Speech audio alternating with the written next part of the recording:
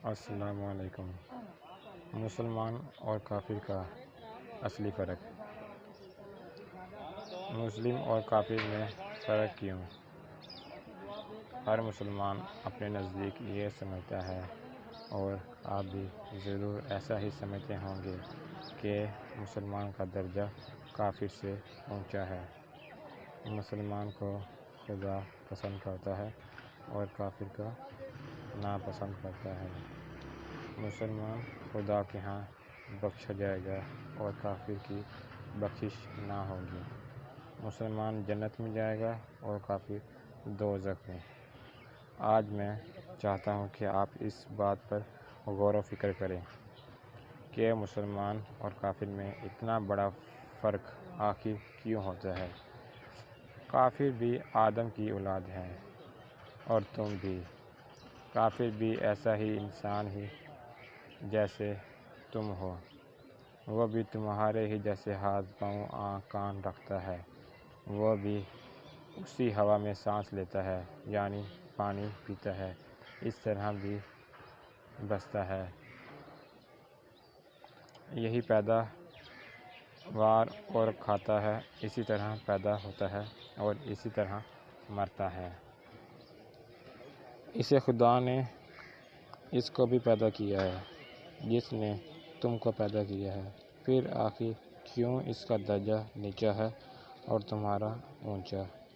تمہیں کیوں جنت ملے گی اور وہ کیوں دوزخ میں ڈالا جائے گا؟ یہ بات ذرا سوچنے کی ہے۔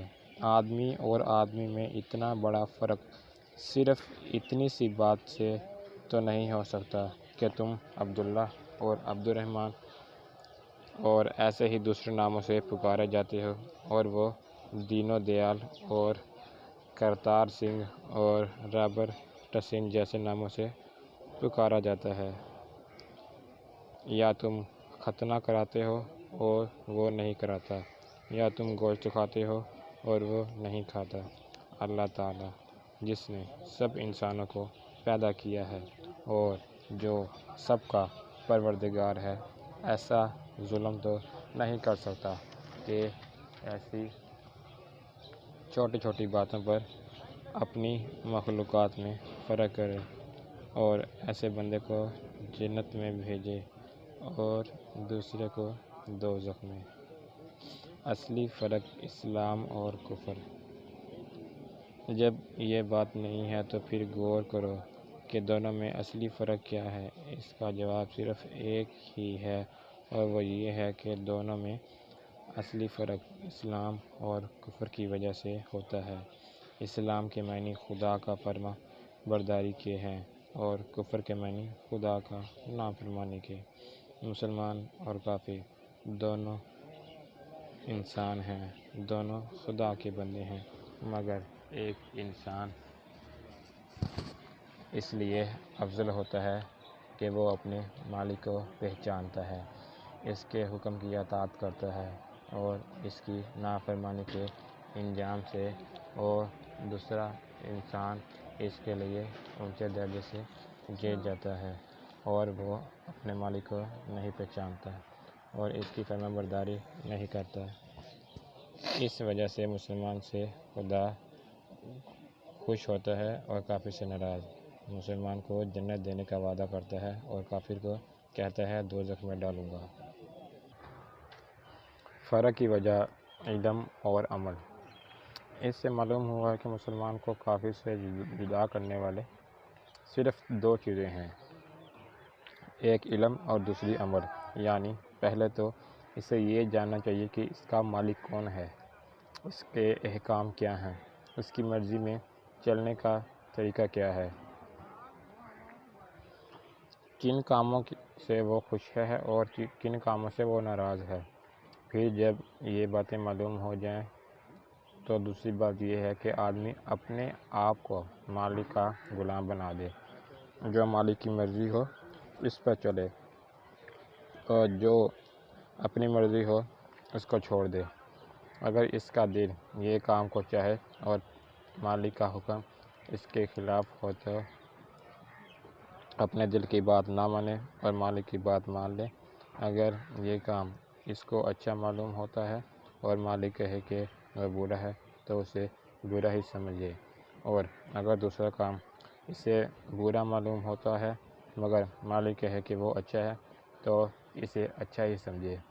اگر ایک کام میں اسے نقصان نظر آتا ہو اور مالک کا حکم ہو اسے چھوڑ دے تو چاہے اس میں جان و مال کا کتنا ہی نقصان ہو وہ اس کو ضرور کر کے ہی چھوڑے۔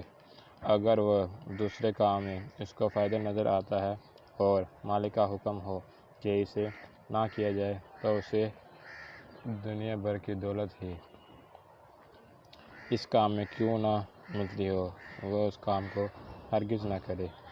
یہ علم اور عمل ہے جس کی وجہ سے مسلمان خدا کا پیدا بندہ ہوتا ہے اور اس پر خدا کی رحمت نازل ہوتی ہے اور خدا اس کو عزت عطا کرتا ہے۔